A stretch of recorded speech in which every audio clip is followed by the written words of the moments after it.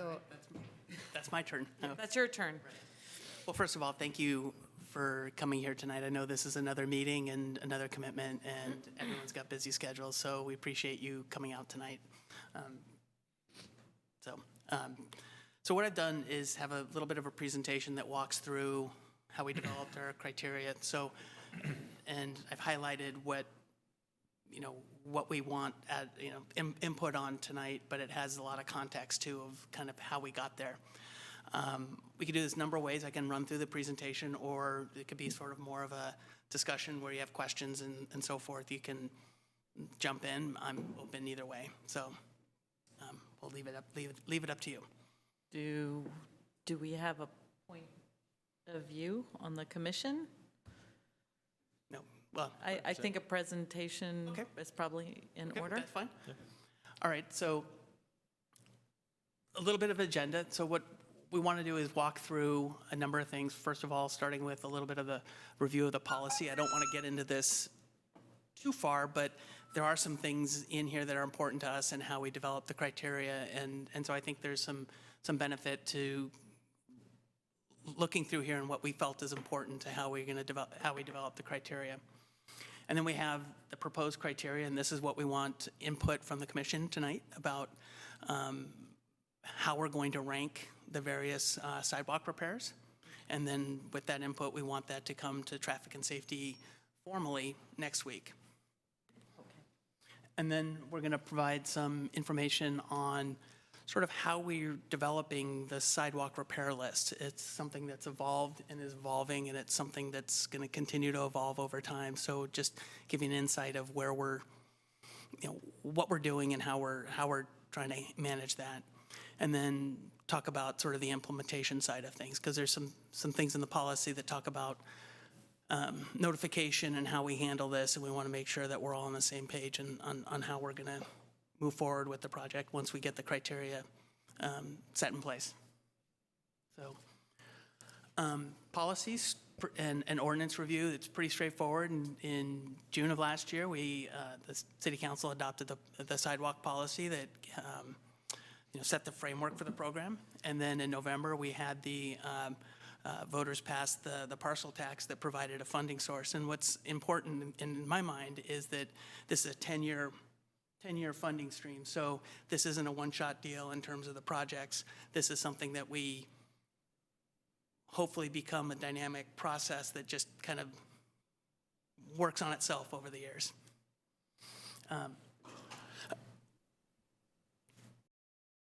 Going through here, so I want to walk through some of the key areas of the policy for us. And so the bullets are the bullets in the policy itself, so you can follow along there. But these are just lifted directly from the policy and things that we think are real important.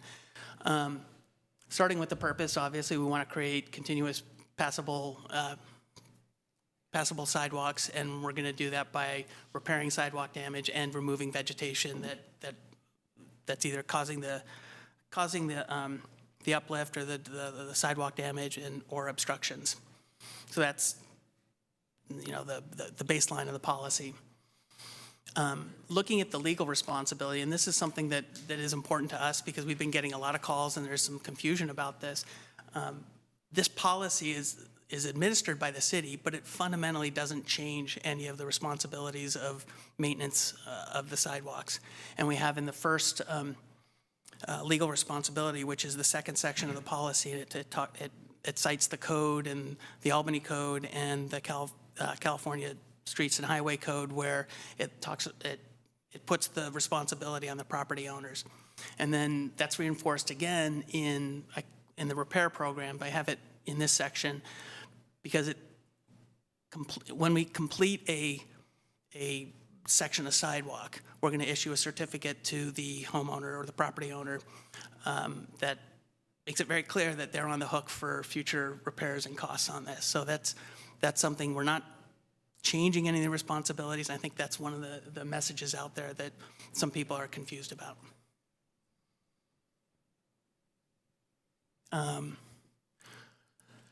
And then we get into the repair program, and there's two things that are important to us as part of this conversation. One is that the Traffic and Safety Commission will annually propose a prioritization of projects to the City Council. And included in that would be a sidewalk repair criteria, and that's really the focus of what we're talking about today. Not the list itself, but the criteria that we're going to use to rank the different repair locations.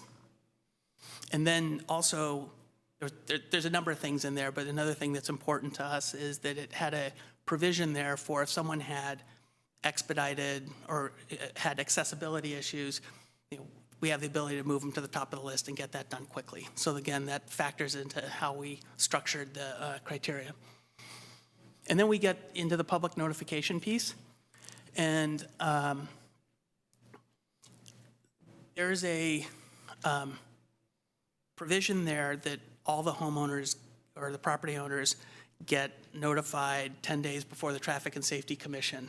And if you read the details of that notice, they're trying to do a lot in that notice. They're trying to notify the homeowner that it's coming to commission to get approved, but it also has sort of constructability information. So I think there's a lot of information in that notice, and you'll see a little later we're proposing to do a little bit of a phased notification to give people an indication of where they are in the list, and then as you get closer to being done, we'll have a separate notification that meets the requirements of the policy. So we want to try to manage that in a way that makes sense for everyone. And then street trees, which is, I think there's been a lot of discussion on this, and it's a real important area. The policy gives us a lot of flexibility. One thing where it puts the responsibility on the city to evaluate where we have tree sidewalk conflicts, and it gives us a number of tools to deal with those conflicts, including the root pruning. And with the root pruning, we're also going to add crown thinning, because those sort of go hand in hand. It's not called out specifically in the policy, but one of the concerns we've had with the forester is that you do too much root pruning without the crown pruning, you stress out the tree. And so you have a much better survivability if you combine those two. So we're reading that to include both. And then things, standard tool, our tool chest of solutions here would be enlarge the tree well, realigning the ramps and sidewalks and ramping. And so there's a lot of structural things we can do there. It also has the alternative paving materials. And this is something that a number of people have talked about as potentials. At this point, we look at this, and we'll get into this a little bit later, we're not going to propose this first year that we implement any alternate paving materials. And we'll get into some of the details on that. But fundamentally, it comes back to we don't have enough experience and certainty with those alternate paving materials to be able to turn it back to the homeowner with a lot of confidence that it'll be maintained and then they will understand how to do it. And just there's a whole set of implications around that. So we have some proposal of how we're going to handle those areas, because the flip side of this, we don't want to take out trees, and we're not proposing to take out trees this first year. So but where we run into that, we have a way to handle it, at least for this first year. So getting into the criteria of what we're proposing. So we have a number of groups, A through E. The first one would be special needs. And if someone comes to us and says, I have a special needs issue, they're going to move to the top of the list, and that'll happen. To date, we have a list of about 125 to 150, and we've had one person sort of raise that as an issue. So I don't think this is going to be a big issue. At this point, this hasn't been a significant issue, but if it is, we want to handle it this way.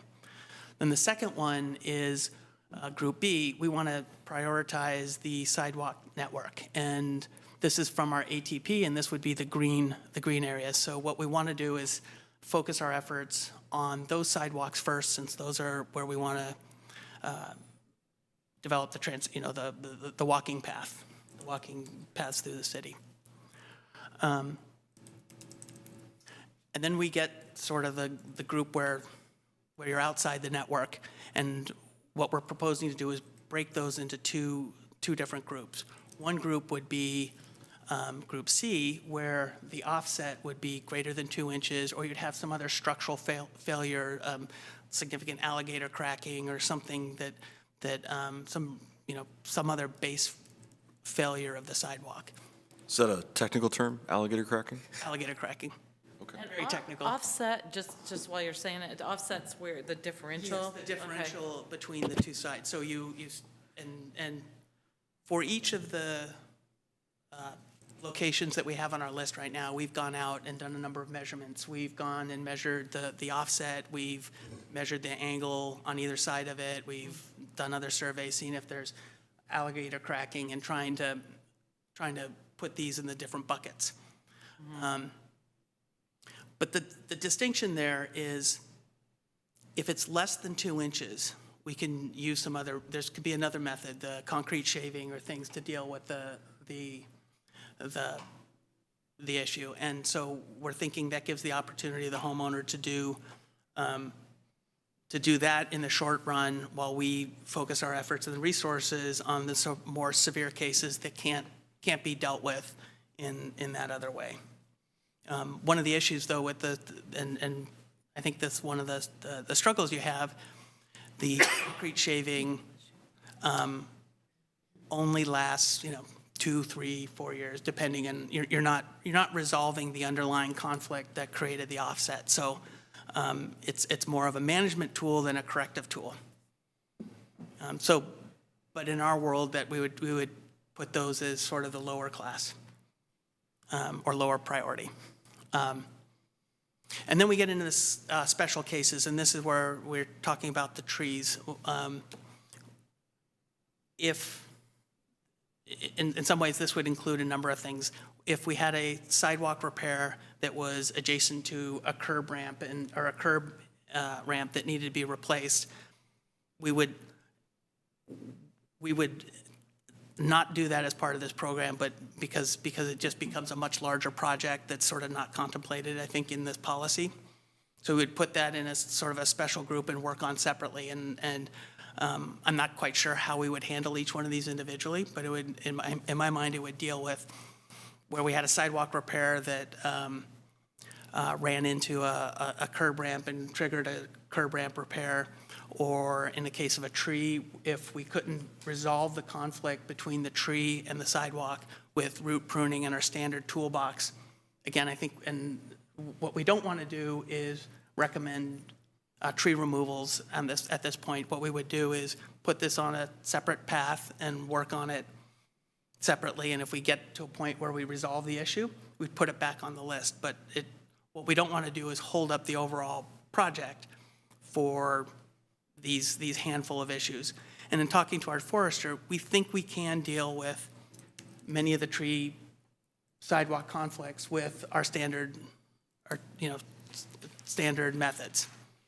Another sort of special case would be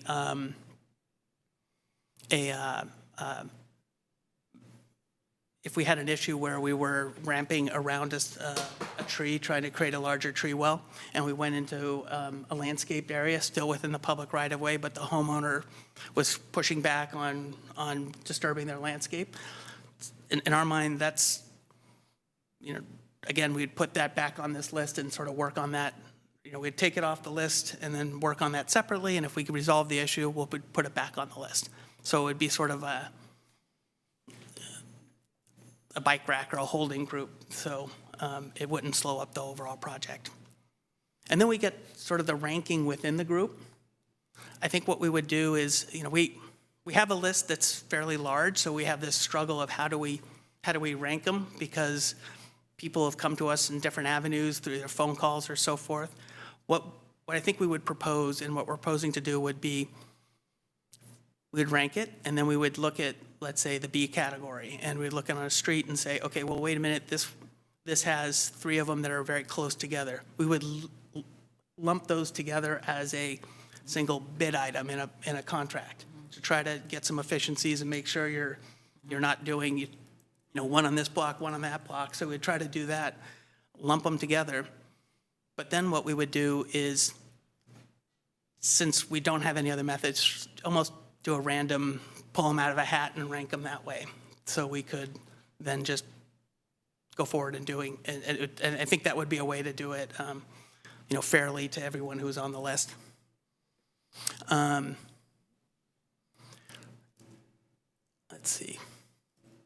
In terms of how we develop the list, we've had a lot of things. We've had phone calls, emails that's come through our website. We've had, as word's gotten out, there's been a tremendous amount of phone calls. We've also used prior studies. We've had a map that was developed in 2015 by the Public Works staff. We also have Albany Strollers and Rollers did an assessment where they're looking at not necessarily individual locations, but sort of ranking streets in sort of priority. So we're using that as a tool. And then we're actually going out and doing surveys. Like I said, we visited every location so far and done some, taken data. But we also have an intern whose job is now to survey all the streets and identify locations that aren't on our list. So we're going to go out and actively look for other areas, first starting on the network, but then working other areas. And we're also, there's a number of contractors that provide this service, so we're going to look at them and see if they can do it cost effectively too. So I think we want to open, we want to be actively going out and looking for these as well as having people contact us. I think one of the things we want to do, and this would be tied to our website a little bit, is have a better tool for people to get on the website and get on the list through the website and have some standardized data. Because one of the issues we've had is you get a phone call, you get some information, you get an email, you get a little more information, and so it would be nice to have some sort of template where we're getting some baseline information that's consistent across the board. So that's something we would work on, not sort of part of the criteria, but I think that's an area we definitely need to improve since this is a 10-year program. We have some time to work on that. And we get to the notification piece on this. What we're proposing would be, once we settle on a criteria, apply that criteria to the list that we have. We do an initial notification to everyone on the list and say, here's the criteria, we applied it, here's the group that you fall into. And then, and maybe we'd give an indication that we think you're going to be in this year's project, or we don't think you're going to be in this year's project. And then as we finish up the analysis, finish up the drawings, and go forward into contract, we would then do the official 10-day notice that brings them to traffic and safety, and then that would be the sort of follow-up official notice. And then obviously when we get into contract, we would be much more hands-on in terms of notification of when construction's going to happen and so forth. And then, one of the other tasks is figuring out what the right size of contract, and given our budget and so forth, we're thinking we would do this, have a target contract size of about $100,000. And what that does, it gives us a fairly large project, but it also isn't so large that it will cut out some of the smaller contractors, because a lot of small contractors can do this really efficiently, and if we come out with a large project, we'll cut out some of those folks. And so I think that's what we want to make sure we keep it large enough that it's significant, but not so large that we cut out a lot of contractors who could do the work efficiently. And we think that's a reasonable one to manage, because this is, although it's a small project, it's a high-touch project. Every every location is interfacing with the homeowners. It's a setup, it's a mobilization, so it's something that we want to balance size of contract with the amount of staff time we would have to manage it, and that's there's not a lot of logic to it other than last year I think we bid a $150,000 contract and we ended up completing about 130,000 of the 150,000. That sounds about right. And that was a bit of a bear to manage from what I understand. And so we're trying to manage that. And so we think at least initially, and we can adjust this as we get more information, as $100,000 as the type of contract. And that's sort of our thoughts on how we would manage this.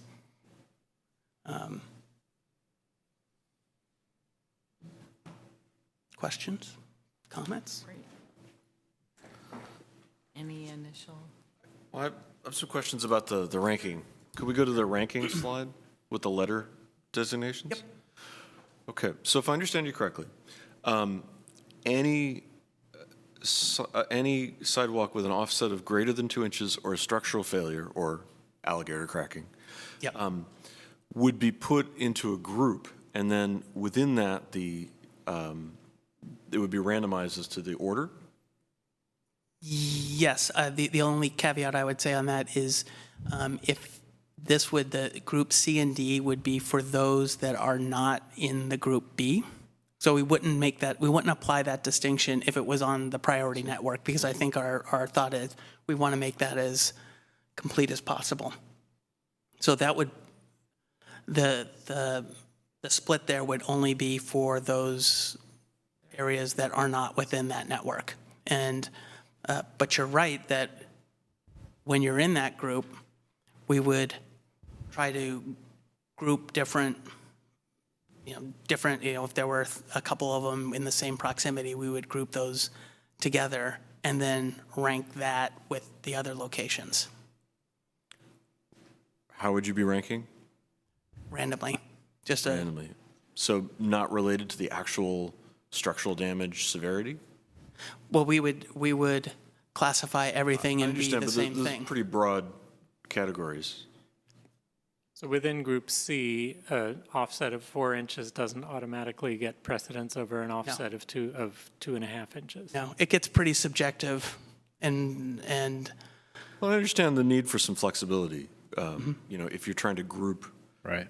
repairs, and that makes a lot of sense cost-wise. And looking back at the policy and what we've requested in the past, we're looking for making sure that blocks are passable. So it's great to have that flexibility. It just seems, if you have 2 inches versus 4 inches, 5 inches, it almost sets its own priority in a way. If you randomize away from that, you could end up with some interesting unrepaired artifacts. Should we try to focus on questions first? Or? I'm sorry. I'm moving into the opinions, yes. I'm sorry. So, did you, So while you're on the prioritization screen, the prioritization is about deciding which specific points of damage get included in this year's repair project and which ones miss and have to wait till a future year. Is that right? so what we would say is it's more dynamic than that. It will categorize the list we have, and the list is always growing every day. And so as the year goes on, you keep the list in priority order. Right. And you do as many as you can as the year. Right. It's not like you decide what you're going to do this year and then chunk it off and that's the end of that. Right. So this gives us a tool. So we're going to have our list. We think we have we want to do a $100,000 contract. My sense is we have much more than a $100,000 list. So it's a way of prioritizing the list. It's taking that list, putting it into the categories, and then prioritizing within the categories. And then as we complete this project, we would be working on another project right behind it.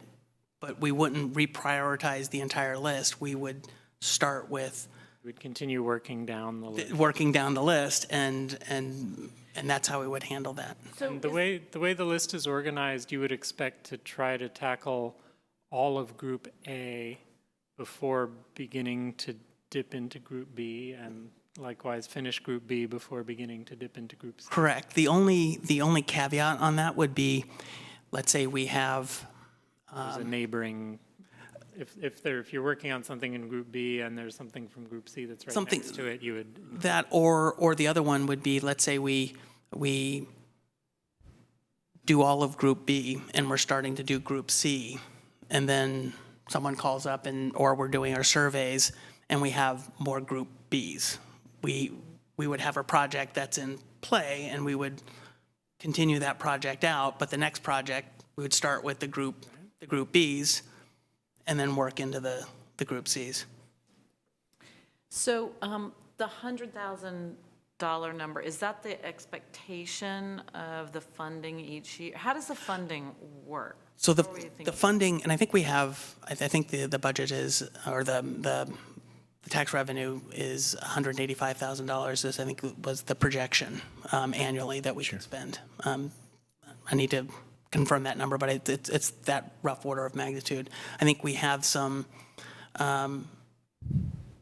money that was, city money that was allocated to sidewalks last year that we didn't spend in this year, so we probably have a larger pool this year. So my expectation is that we would do an initial contract, review the budget. If we can do another contract of $100,000, we would turn around and do that one as well. So you're trying to, but if I understand this right, you're trying to bundle in $100,000 kind of bundles, Correct. a group of prioritized, Yes.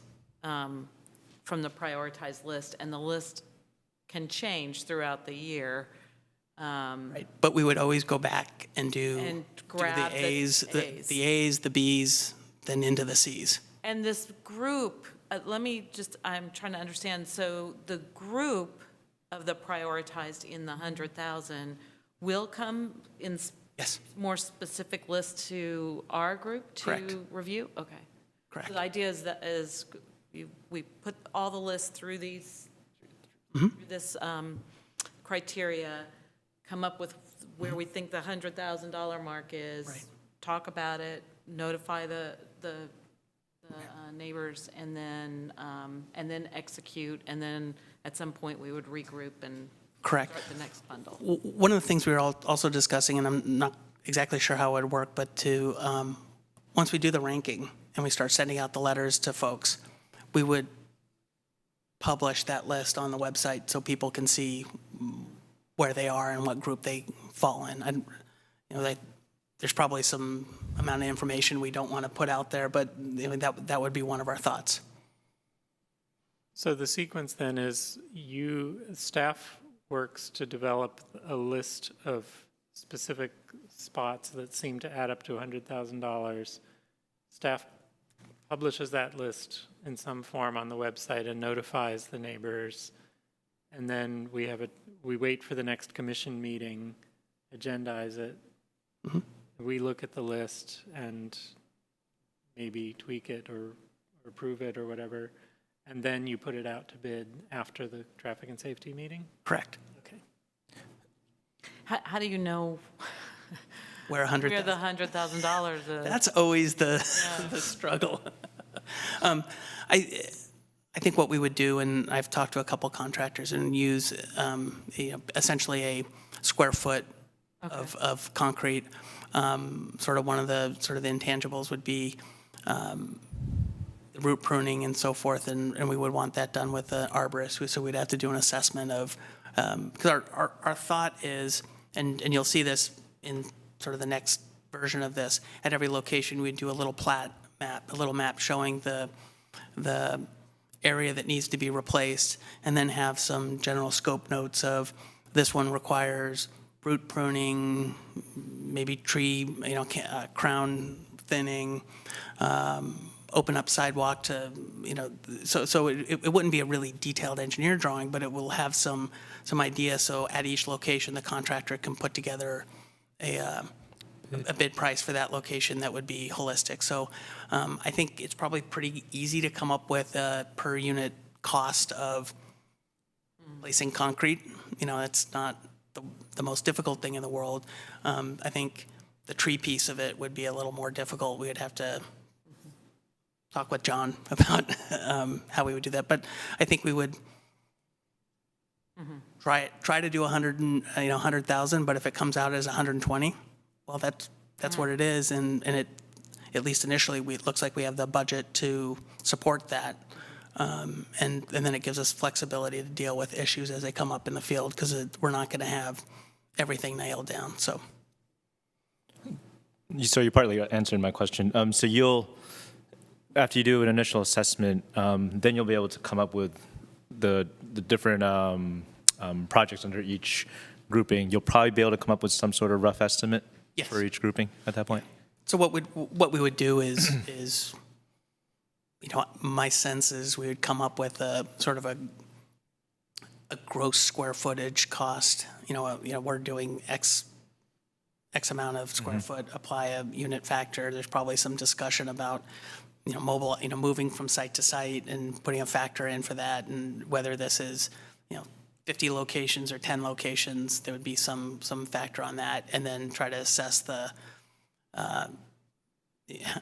how much tree work would be at each location. But we wouldn't get super detailed. I think we would just say, you know, hey, standard root pruning is, I don't know, 5 hour, you know, a couple hours of an arborist, or how, and try to come up with an estimate that way. Do any of these require any design work or anything like that? So we're design work would probably be a little. We're doing basically a plat that would show a picture of the location, identify the area that needs to be removed, Yeah. put the square footage, and then, you know, we would have a master list of scope notes that would say, you know, this requires these, you know, and we would say this has notes 1, 5, 7, and 12, Right. and that would be the basis for bidding. Right. Can I ask a couple more questions on outreach? I think you hinted that you maybe have done some outreach already. So on the Group A, you talked about special needs, and you got one request. That was just a random call. Someone called in on that. We haven't. Okay. Yeah, we haven't done specific. And will you be looking to seek think- more of the special needs requests? Yeah, I think it's absolutely. I don't know. Is there an organization that is like I'm- a clearinghouse for with special needs that we can reach out to? That's something we can look into. Off the top of my head, the senior center may be able to help us, but Yeah. that's just one subset of the Sure. special needs population. Does Center for the Blind, no? Yeah, the policy is also pretty broad in that. It doesn't define exactly what that is. So, you know, I don't think it's very. I think it is a broad. It's sort of a broad category that Yeah. a lot of people can fall into. And then in the general outreach, you mentioned something about residents may end up realizing that they won't get their sidewalk fixed in this first round and might have to go to second round. Is the only information out there to the resident now that this measure passed? Is that the only outreach? I mean, I think it's there has been, I think, some notifications in the in our e-news, but it isn't something that we've. Very general. Yeah, right? very general. Okay. What we do, and I don't have it here, is when someone does get put on the list, we send them an email and say, you're on the list, we're working on it, we're developing a criteria, and we'll get back to you. You know, because it's that was just our way of you know, as soon as it came in, people figured it out pretty quickly and started calling. We get a number of calls a day about it. So it's getting out there, but it's probably something we could better advertise. We were just looking at our website, and it needs to be updated with current information, and I think that's one of the things we'll do, and then we can sort of direct people to that. And this is getting outside the criteria piece, but in an ideal world, that would be more of a tool we can put give to people so they can sign up, see where they are on the list and know that status. But when you do notifications in advance of a traffic and safety meeting, you're notifying the people who did make the cut, Yeah. the people who didn't, right? Correct, but People who didn't could be a much larger list, and you don't.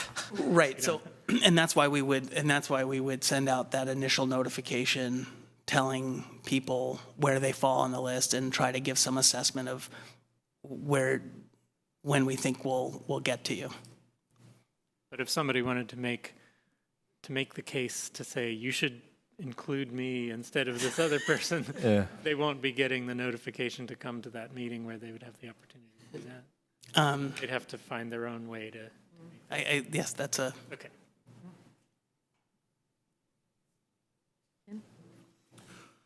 Right, so continuing on with the criteria, so it's pretty clear the difference between Group D and Group C. What does it take to get into Group D at all or into Group B at all? I mean, what's the threshold for qualifying for a repair? So if you have a sidewalk issue there, so you're saying, Of any kind? Is there a de minimis repair that's a good point. We probably haven't set a bottom limit. Because I got a little cracking. I'm on the green route. Okay. But that has to do with your data collection. I mean, how are you must have a master list somewhere of all the points in the city that need repair at some point, and some problems are so small that they don't even make it onto that list. Right? Well, I don't think we have a master list at this point. We have the list of From 2015. that we know, the 2015, and people have called us. We're trying to develop that. Yes, we're trying to develop that, and I've never thought of having, maybe that's one we handle on a case-by-case basis and say, hey, this isn't a, if you're saying that it's not a real repair. I'm just wondering what severity of injury to the cement qualifies the cement to be repaired under this program if it's on the ATP route? I haven't set a bottom limit. That's probably something we need to set.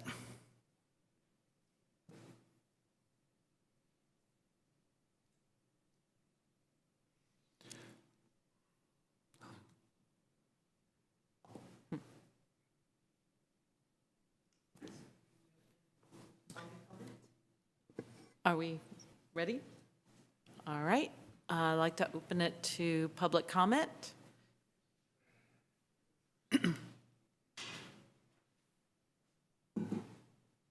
Good evening, I'm Ed Fields.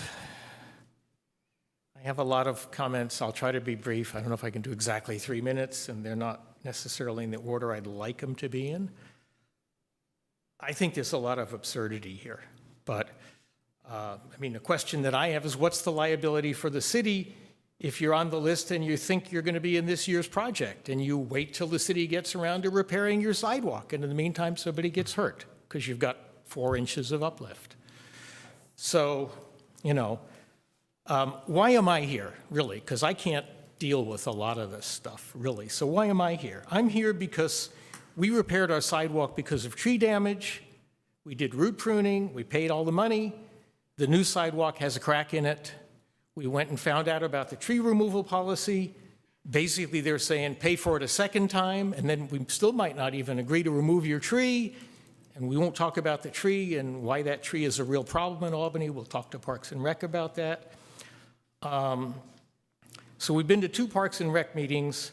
At the last meeting, there was a woman who paid $4,600 to repair her sidewalk, save the tree. It's a beautiful tree. Her neighbors were there to say they want to save the tree, but there was pretty much agreement that she shouldn't have to pay again, that it should go on the list. You see? Whole other set of criteria now. The city is saying you can't take out the tree, but we're not going to fix your sidewalk. We're not going to pay to fix your sidewalk. And they always talk about Palo Alto, where it's really hard to take out a tree at Parks and Rec, but they neglect to mention that in Palo Alto, the city is responsible for all the sidewalk maintenance. So that's fine. The city can determine the importance of the trees and preserve the trees, which we want to do. Don't get me wrong, we want to do that. So, you know, what happens if I pay that big fee and ask to have my tree removed? Right now, the sidewalk damage is minimal in my case, but we're looking ahead. What happens if I pay the fee and they deny my request to move the tree, but then you guys have it on your list because there's all this uplift and it's a big hazard, and you come along and your criteria says you can take out the tree if it looks like it's going to cause future damage. Right? Now, you're not going to do it this year, but the policy says you can unilaterally determine to take out the tree, and the heck with what Parks and Rec said.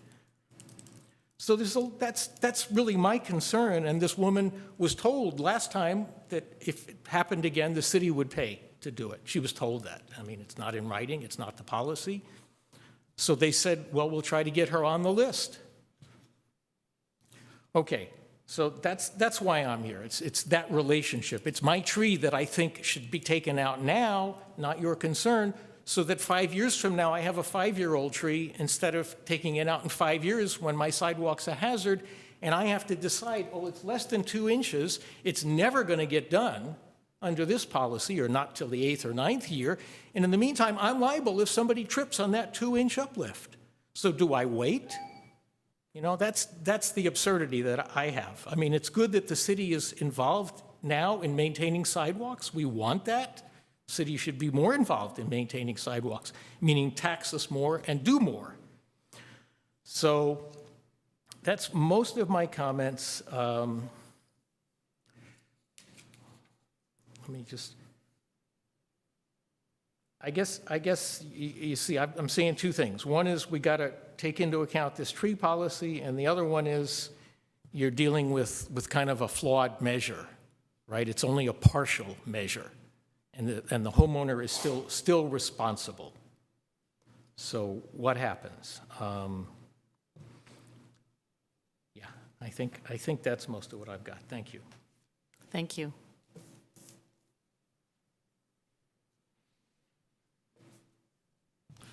Hi, I have more questions than comments, and they're in no particular order. I don't understand why you use it randomized rather than prioritized by severity, because to me, logically, the more severe, the more it should be taken care of. On Group A, special needs. Define special needs. If I'm in a wheelchair, I'm blind, I'm in any way handicapped, and I'm walking past my neighbor's damaged sidewalk, are we including me in the special needs population? The way I read it, it's only the person who lives at home has special needs. But when you think about it, just because we are handicapped in some way or other does not mean we're walking down the street. So I think everyone, Group A pretty much covers everybody. So by the time you get to Group C, D, E, you're never going to get seen. So that frustrates me. And I don't understand this map, this ATP map. How was that determined? Why are some streets included? Why are some streets excluded? Why do they get a priority? A lot of business, Solana and San Pablo is on there. And they have wider sidewalks as regards, avoiding trip hazards and stuff like that. I'm not saying that businesses should not be supported, but we as residents here are paying the taxes. And I don't think seniors or low-income people should have to pay that tax. Regarding the tax, how much did you get last year from the tax money from us? You mentioned you spent $130,000 last year. How many sidewalks were repaired for $130,000? And where were these sidewalks that were repaired? I've not seen any. Not my block anyway. So I can't read my writing, sorry. So by definition, you're inadvertently rewarding poor behavior, either negligent landlords, people who just don't even bother trying to repair their sidewalks. They get a higher priority because their sidewalk becomes more damaged. And people got little damage, like for our second round, right now it's a little damage, which we'll have to take care of because we don't want to get it dangerous. But you keep on rewarding the bad behavior. And I think you need to consider a way to circumvent that. Prevention is definitely better than cure, and it's a lot cheaper. So I think there should be some focus on prevention, not just dealing with the horrendous. We've seen them, like that poor lady at 944 Stanage here last week. It's horrendous. She's got 4+ inch gap. And I can't remember. Okay, as I said, where was this determined, these walkable streets? I don't understand why our street's not walkable and the other street is walkable. And the money you receive, how much annually do you receive? Will you expect to receive next year? And I feel the criteria you came up with conflicts with the criteria the Parks and Rec come up with, because their criteria is basically, we will never ever, if all of us not destroy a tree, but on the first thing you put up there, plantation removal if it's causing damage, which actually I agree with. So my other comments, where were they? Sorry, I just...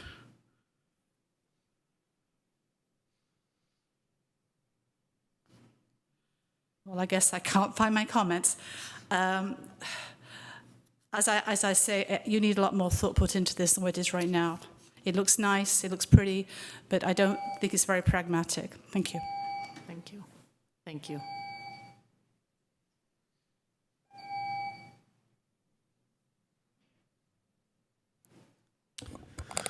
Commission, staff, thank you very much. I'm excited by what I'm seeing and hearing and hopeful for the future.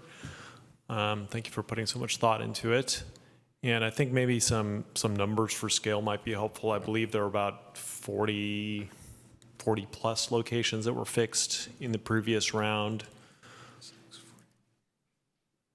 You can, what's 46, 48. Yeah, okay, 46, 48. And I think you said the current list has about 150.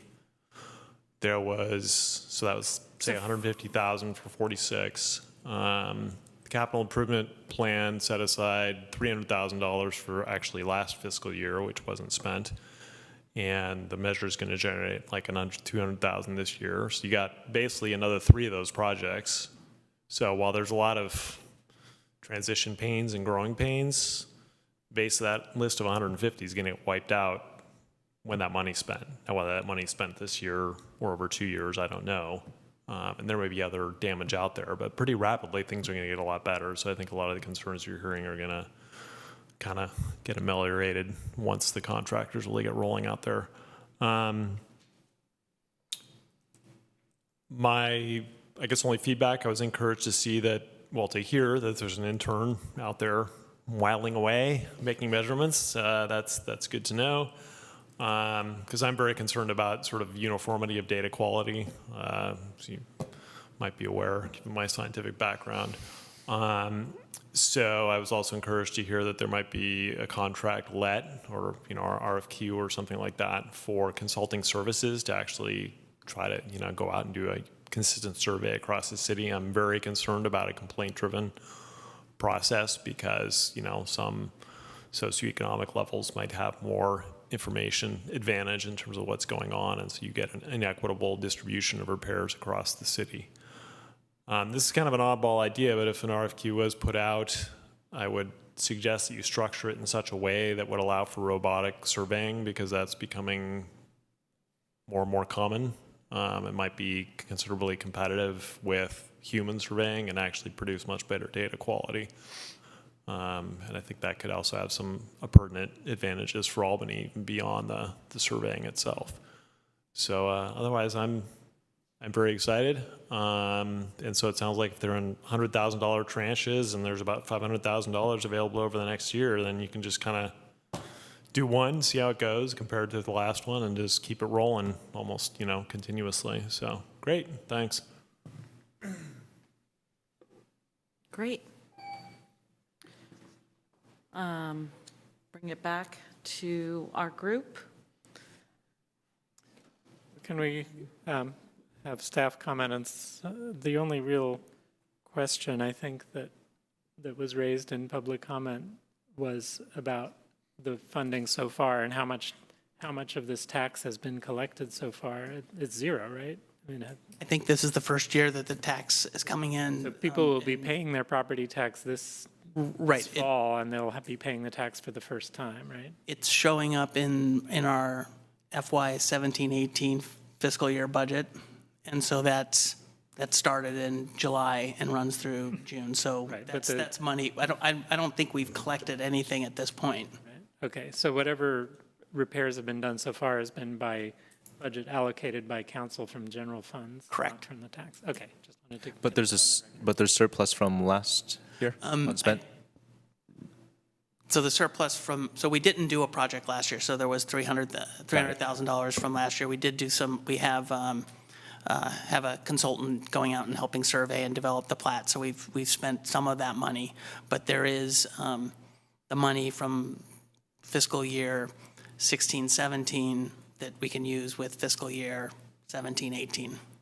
And I think Preston's about right on those numbers. I don't have them off the top of my head, but yeah, there's a fair amount of money that we can start marching through Get this. started, okay. Yeah. Well, I think we could spend a long time talking about the prioritization process, but before we get into that, I think we should address the question of data quality. And do you feel that the data we have so far, combined with the work the intern is doing, is going to give a really comprehensive look at the whole city? And should we consider spending some more money on gathering data? So the data quality we have now, we were concerned about that too, because we have lots of sources of information and it's not consistent. So we used that to develop our list, and then the interns over the summer have gone out and done measurements on every location that's on our current list. But you haven't asked the intern to actually go block by block and We haven't build the list from scratch.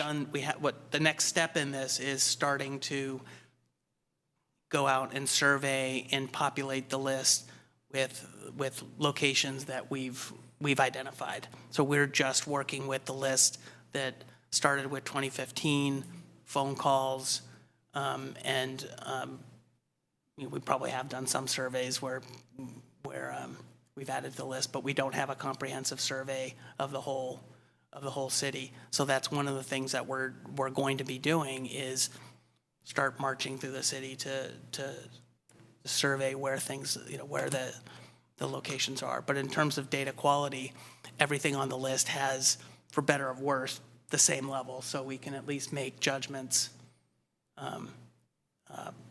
relative to each other. I guess I didn't quite understand. So is there already a plan to begin a new process of surveying the whole city from scratch? Yes, we have an intern that's his task to go survey the city. Okay, not based on your existing list, but Those locations will be added to the list. added to the list. Okay. And do you feel that the intern has enough hours in the day to cover that, or? And that's one of the struggles. I mean, we're going to look and see how quickly he could do it, and that's why we're investigating contracts and things and try to figure out what's the best way to collect that information. Okay. The list as we have right now, and I think Preston made a good point that it is the squeaky wheel list, and that's what we have to work with this first run, but we don't want that to be our whole list. So we're looking at ways to go proactively find the locations. So you're not sure, you'll see how it goes with the intern, and if it seems like the intern can cover the ground you need them to, then you'll let that be your data collection. And if it seems like the intern can't keep up with the scope of the problem, then you'll consider contracting it out. Right. Okay. And or maybe we'll contract it out and the intern can manage the contract. So let me just push on that a little bit further. So are we waiting for a more comprehensive list before we prioritize? No. We're going to go ahead and prioritize in this fashion the things that are on the, I that think we've collected now, so we can get started on them. that would be my thing or my preference would be to, we have a list. It's not a perfect list, but it's a reasonable list, and it represents a number of sources.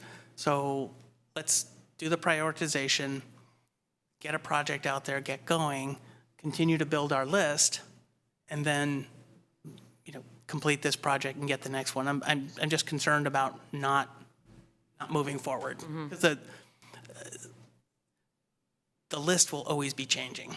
And The list is only going to grow Right. in one way or another, either through more complaints or through the intern doing a more Right, comprehensive survey or whatever. and I get nervous when our engineer, who is going to be here tonight, he's like, "We're getting more calls," and I'm like, "I know." So I would like to get to the point where we are out there getting a project done, and then we can show progress, and then we can work on the sort of the quality of the list concurrently.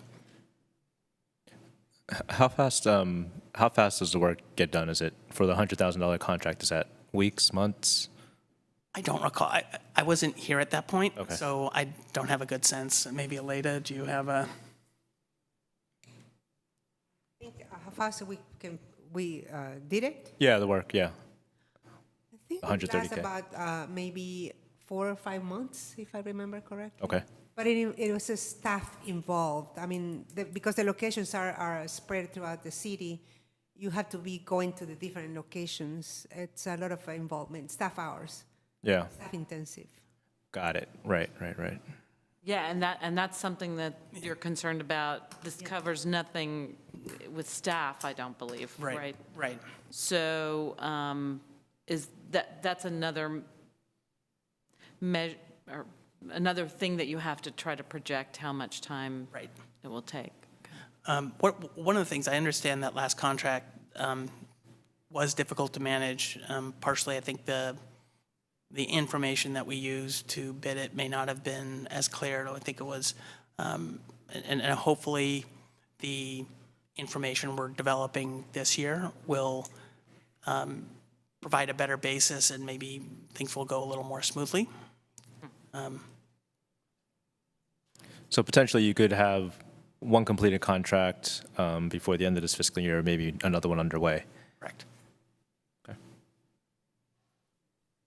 Well, I would like to at least echo Preston's suggestion about if it comes to hiring a contractor to collect more data, consider using sidewalk robots as a way of. Yeah, that, I don't know if a contractor wants to do it that way, but it seems like at least an interesting idea to pursue. we'll look into that. They might use drones, and as a Probably. precaution, you have to leave the Bluetooth on your phone so they can sense that you're there and go around you. We actually are getting a security robot at where I work very soon. And so I know there's a lot of, and it's very You don't have a reasonable fountain, per do you? hour. No fountains? We're in the middle of the Mission District. It's going to be very interesting, but it's gotten, the cost is very, very minimal. So well, it's worth checking out. Because if they can do that, I mean, that's basically something that would do this kind of measurement, I would. Yeah. The collaboration with Parks and Rec. So, what would that look like if you have a tree that needs to be the roots trimmed, or it sounds like you're not doing that in the first Right, year, so though, right? the conflict that was raised Yeah. is really why we came up with the special cases, because Park and Rec is very interested in implementing the alternate pavement, measures, and that could be very expensive, and our concern is we would be spending a large amount of money in one location Yeah. and not sure if we would get the benefit we're looking for. So we're going to try to resolve the tree sidewalk conflict with our standard measures. And if we get to a point, and maybe this is something where maybe a homeowner wants to do it and is taking on that responsibility, and I don't know, contributing if it's an excessive cost. However that works, we'd have to deal with that on a case-by-case basis. But that was really we don't want to take out trees because that's a sensitive issue this first year. I think we have a large enough list to get going and not deal with that. Talking to our forester, we think we can deal with most of them with the root pruning. So that's something we still need to work out. Okay. I'd just like to take a moment to express some sympathy for the public comment about what this program is not doing. And I think we just have to acknowledge that we have not solved the problem of homeowners being liable We've not solved the problem of what if you think the repair is going to happen, but somebody trips in the meantime while you're waiting. We've not solved the problem of different rules about tree removal. I mean, it's a complicated issue, and I feel your pain, and I wish that we could address all those things tonight. Unfortunately, I think the meeting, what we can do in this meeting is try to direct the tax revenue in the most effective way possible, and all the other problems you're bringing up are real problems that unfortunately need consideration in a longer term. That's so true. I also think the good news is there's room in a 10-year span.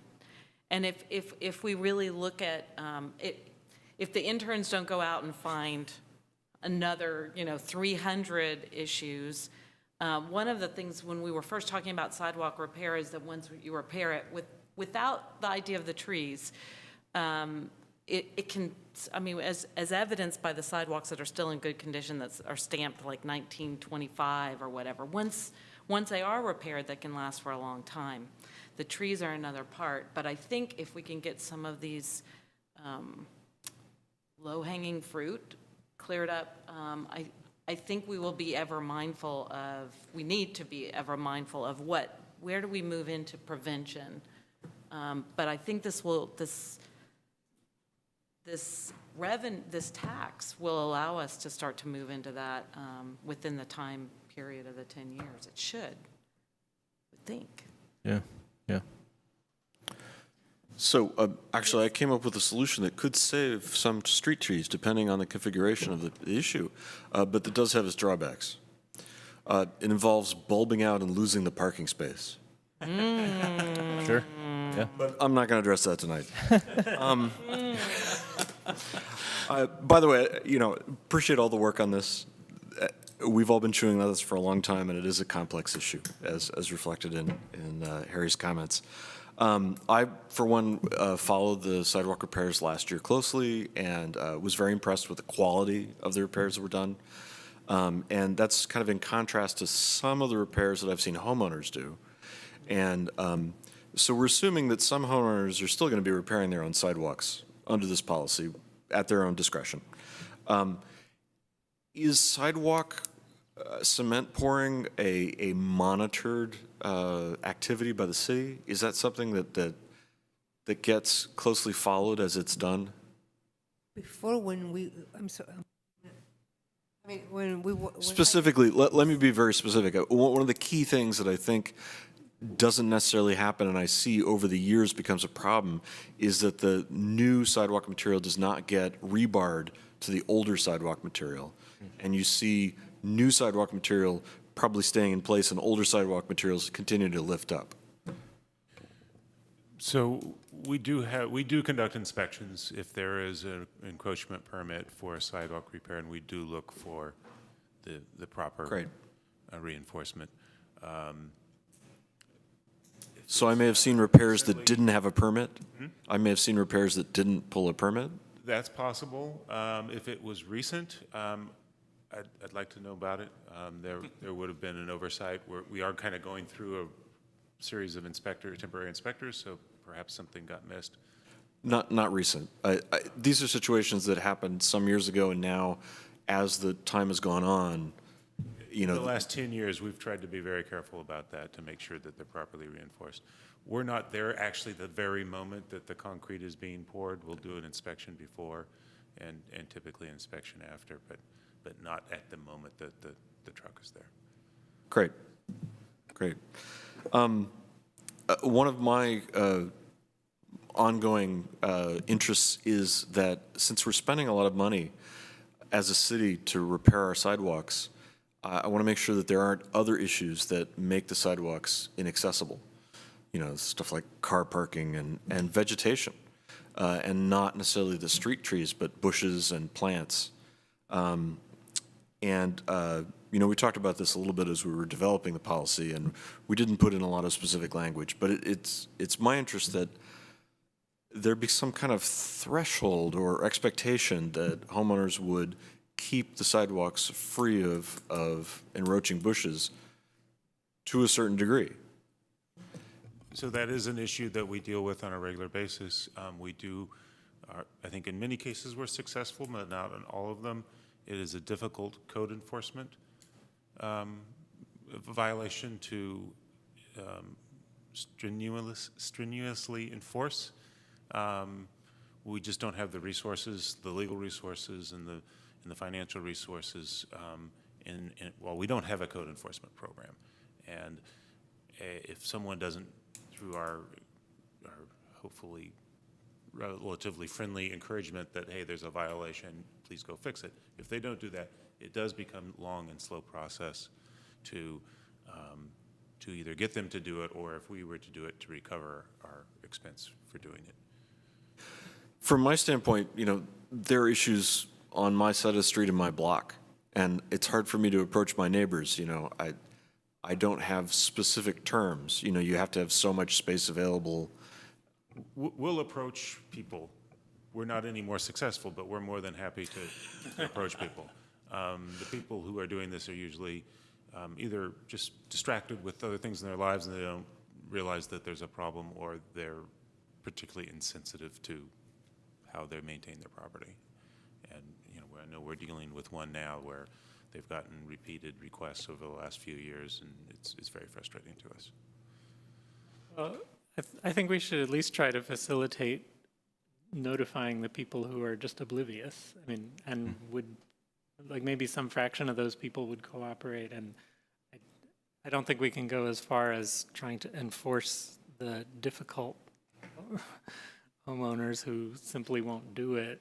It sounds like there are a lot of challenges with that. But what can we do to most facilitate notifying the people at least once, just so the people who are oblivious will realize that there's a problem?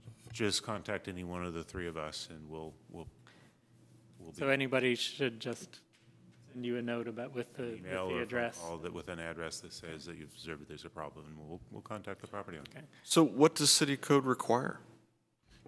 The city code requires it be removed. It's the enforcement of the code. Oh, I understand, but to what extent? If I've got my plants go 3 inches over, or 2 feet over, or the branches come down to a height of 5 feet. What's the envelope? I think there are two primary things. First of all, for any sidewalk, it should be at a minimum 48 inches wide, so It's a width. width, right? Yep. And so clearing, even though it may be a 5-foot sidewalk, at least having 4 feet. And then at intersections, there are situations where there are visibility triangles where we would want to also perhaps require a little bit more. That's more of a question of height. I think Ken was What also about the talking about vertical? hanging down from above. I'm a tall guy, I wear hats, and, Well, usually we have, and I'm citing other codes. MUTCD is nothing less than 7 feet. Right. And in terms of what Jeff was mentioning about visibility triangles, at intersections we do have we have to really, I cannot generalize, but it depends on where the building or the house, if there's a fence, we have height, minimum height or maximum height for the fences. So, and also if a tree protrudes, obstructs visibility, it's a case by case situation. It's not like the curb, but similar. We have 20 feet minimum and things like that. But in some areas, it is dependent on the physical characteristics of the intersection.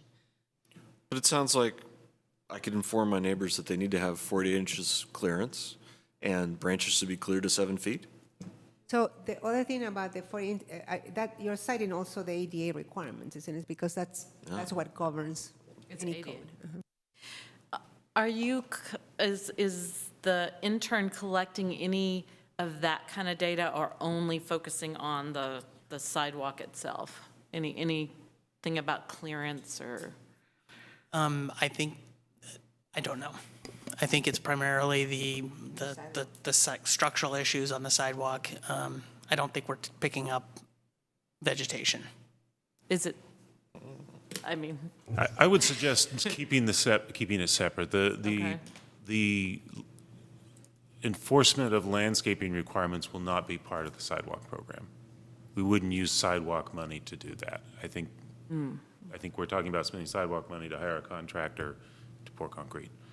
And that this other would be either some sort of a landscaping initiative of the city or a code enforcement, which is basically legal services.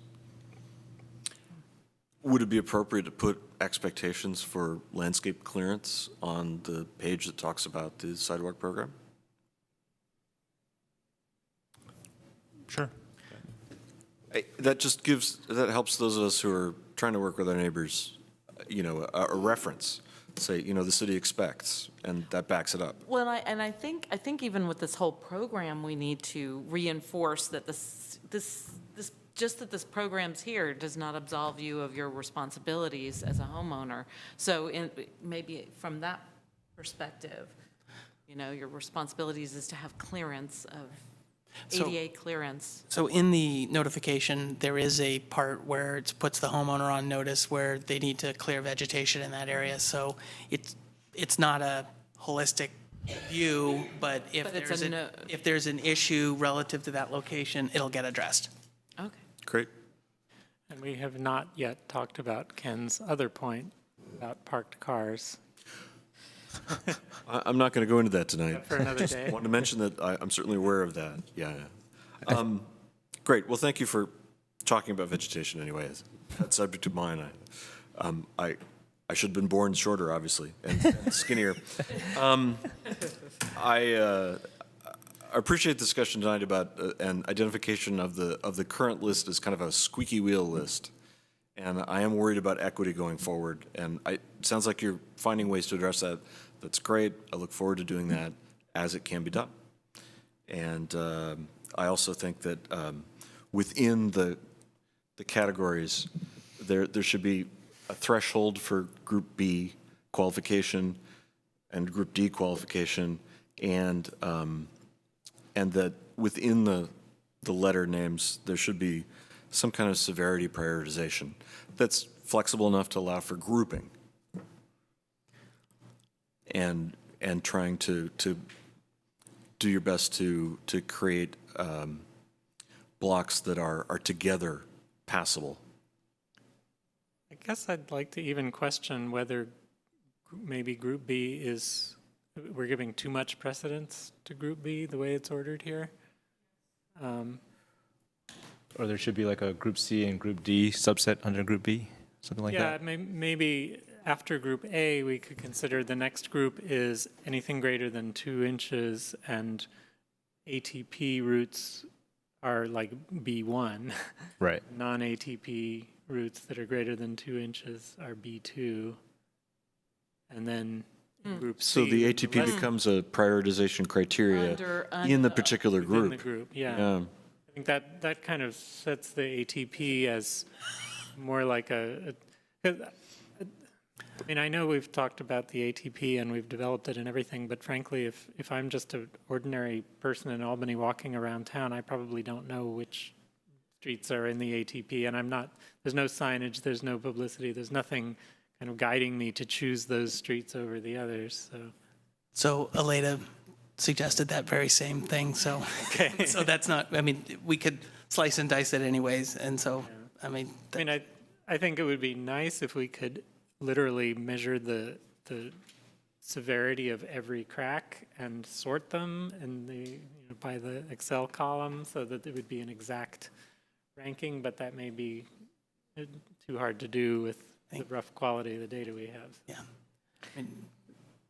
So let me make sure I understand what we just suggested. So instead of B, C moves to B, and then the ATP goes underneath C as being one of the priorities? Is that what we're saying? So B would be offset greater than 2 inches or structural failure, and ATP route would be a priority. Like a priority within that. Is that what we just said? I think it depends on what we want to prioritize. So the ATP network of sidewalks presumably has the highest pedestrian traffic volume, right? So there's probably the most pedestrian benefit, number of people that would benefit from prioritizing ATP. But I agree that there should be, I thought it would be more, you still have the ATP network as group B, and then there's a B1, which has over 2 inches, B2, less than 2 inches. And therefore, you get the most people who benefit from it.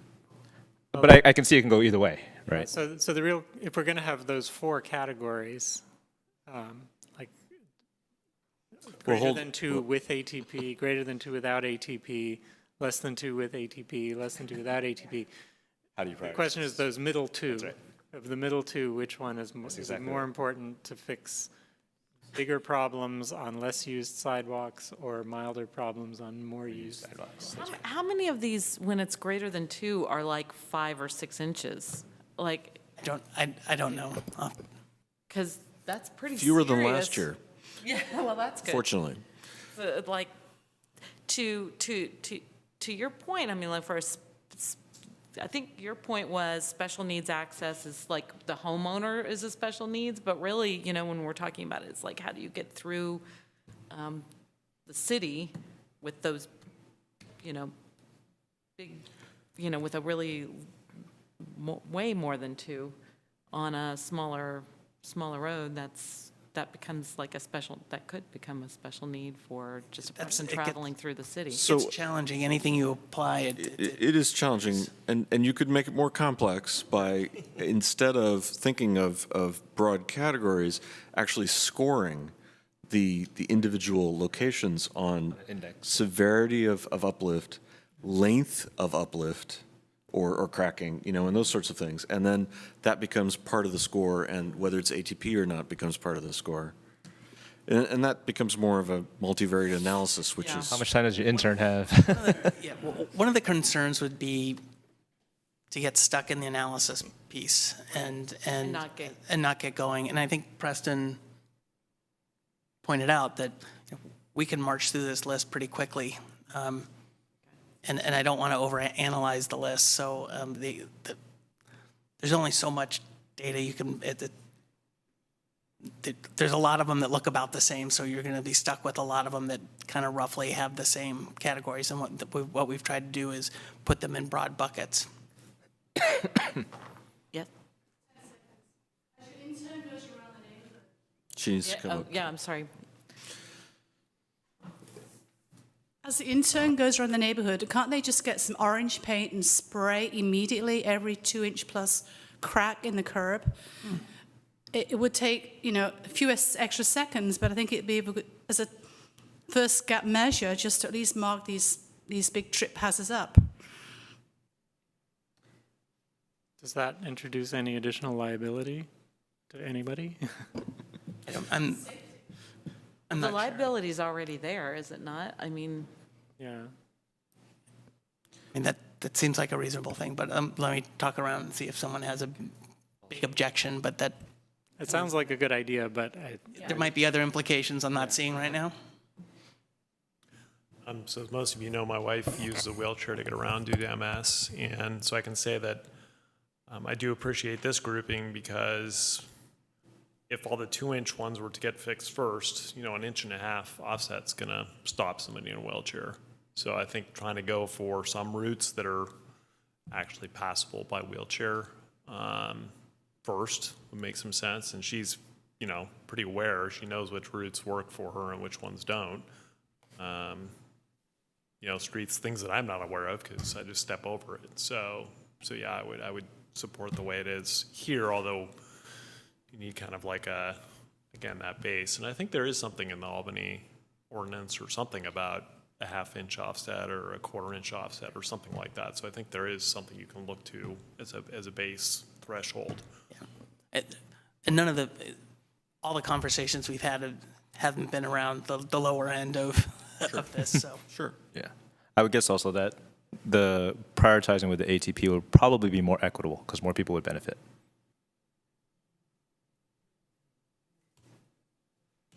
because the ATP is based on larger Volumes, yeah. So then the only change we're suggesting to this list is to, within Group B, at least try to Have a prioritization prioritize the between greater than 2-inch before the less than 2-inch. And those are some interesting points about why the ATP is more useful. I hadn't really thought of that. So one of the things we would want to do is within the ATP, if we have those offsets, is, we don't want to have, if there's, still allow us flexibility to do groupings. Sure. We don't want to have a 2-inch and an 1.5 inches next to each other, and we only do the 2-inch. And not do, because right. that's in the lower category. So we want to make sure that flexibility is still there. Yeah, well, I mean, I think we always hope that you will add in neighboring projects just for efficiency. Right, that's Even what we want to, even if they're in lower category. that's what we want to be able to do. It may not be perfect, but that we want that flexibility. Well, with your overall program, the way you're approaching it, it sounds like you're being mindful, which I think when we have a longer term stream of this, right, we need to get really, we have time to practice and get really good at moving through the transactions and understanding, better ways to do it as we go along, and ways that are more efficient for your people to manage. And again, that's that location being together. But I think how we communicate this to people is going to be really important, because it's hard for people to understand what we know, being like the things go onto the list all the time and things have to be reshuffled. So I think some work on marketing that, or like making it simple for somebody to understand that, you can get on this list. You always have you are responsible as the homeowner. That doesn't change with this program. Yeah, I was going to have the same comment. And I think it's even clear from the public comments we got that there's not understanding of what the tax got us and what it's going to be used for. So a lot of people will have some expectations here, and I think we have to be as transparent as possible in saying, well, after you prioritize, probably maybe you're releasing the list and saying this is what's going to happen over the next 2 years, 3 years, and I think also on top of the outreach, it's amazing that I think only one person, we only have one person so far that has a special need. I assume there's going to be more. So whether that's, But I didn't get, that only one person has complained about a special need. right. So either we do, we take more, but again, I don't want to fall into Preston's concern about the people who make the most noise are the ones that are going to get preference. But I think with special needs, you can probably make a pretty good technical assessment as to if there is a special need there based upon the complaint that you get or the concern that you get. Or there's other methods that you go about trying to get special need priorities, whether it's through the senior center or something like that. But I think some focus should be put on that. When you prioritize special needs, you're not just talking about the section of sidewalk in front of the home of somebody with special needs. Like if someone with special needs says, I need to walk to the senior center and here's the route I take and there's this problem that's preventing me from doing it. So we've had a lot of discussion about it because there's not a lot of definition of what that is. And so if someone calls up and says, I need special needs and this is an issue for me, So far, you'll just say okay, and you'll put it in group A. I guess one of the things we're saying, I don't want everyone in this. Yeah, right. Everyone has a special need. Special needs, but to go the other side. But if someone calls up and it's maybe not in front of their house, it's in their neighbor's house. I mean, we're not checking that. It's and if. That's going to be Could be slippery. Yeah, later. So this is when, for instance, the network in the ATP is important because that captures the routes to the senior center and the routes, the commercial routes that are highly used by everybody, and the Center for the Blind, for instance. Yeah. I remember that your wife actually collaborated a lot with us when we were doing that, and we developed that map and also the skeleton map, which is the bare minimum, but this captures more in the routes to school. So in that sense, if we have the ATP plan, the map, we are taking into consideration those routes that you mentioned. So it should minimize any unique needs, I think is what you're saying. But it sounds like a good starting point is that if anybody calls up and says, I have special needs and I would like this piece of sidewalk somewhere in town fixed in order to accommodate my special needs, we should just take that, just accept that to start with, and unless it becomes overwhelming that so many people are. That's seem the like approach they're we're taking. using it, then- We take them at face value, that's their issue, and we'll address it. That seems like a good starting point anyway. Unless you observe that it seems that people are starting to use that privilege. Right, right. As we know from San Francisco parking permits and. Right. Any other comments? What else were we in need of covering? I think that's it, right? What's the next step? Yeah. So I think the next step is we're going to take the feedback, and I think the main thing is adding sort of the 2-inch gap under B, and then we'll repackage this and put it on next week's agenda for formal adoption. And if you could find out about the lower limit. Yeah, we'll try to, we'll add Threshold, some that would lower limit threshold or try to, I don't quite know what that would look like right now, but to make sure that we don't end up with minute fixes in Group Right. B that didn't need to be fixed at all. And will you would you be able to look up how many were fixed at what? I'll try cost to in the pull up last- some of those, If there's um, any information on that. I think the key takeaway for me from the last program was there were something like 46, 48 locations fixed, and something like, I want to say 38 or 42 of those were related to street trees. A large portion of the 46 to 48, let's say, in the range of 38 to 42 were sidewalk uplifts related to street trees.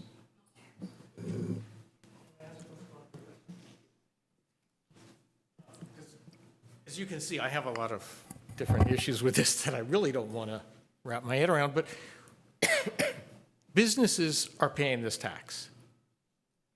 And I think it's at a slightly higher rate, maybe per square foot, but it's still a pretty modest tax. I mean, if you're paying $50 or $100 and your sidewalk repair is $3,000 or $5,000. And so that was one of the concerns that I had, that because our commercial streets are and should be part of the ATP, does that mean that no businesses are ever going to repair their own sidewalks? You know, now that seems, I mean, I'd like to know if we could see a list of the ones that were repaired when you're counting the 42. I mean, so it sounds like they're street trees. They're probably, I mean, they could be Solano and San Pablo, but they probably more likely, those have bigger wells. It's probably more likely they were residential. But it's kind of like Prop 13. I mean, we did something for the homeowners, but it really benefited the businesses, right? So I hope that this doesn't turn out to be that way either. I mean, I think businesses should pay to fix their own sidewalk. But if they're not going to, then they're in the ATP. So another concern. Thank you.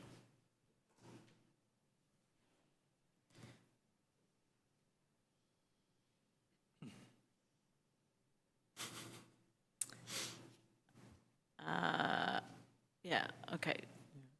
Well, I think Anything just else for to address next- that, I think for practical reasons, as of now, we need to fix the sidewalks in business districts.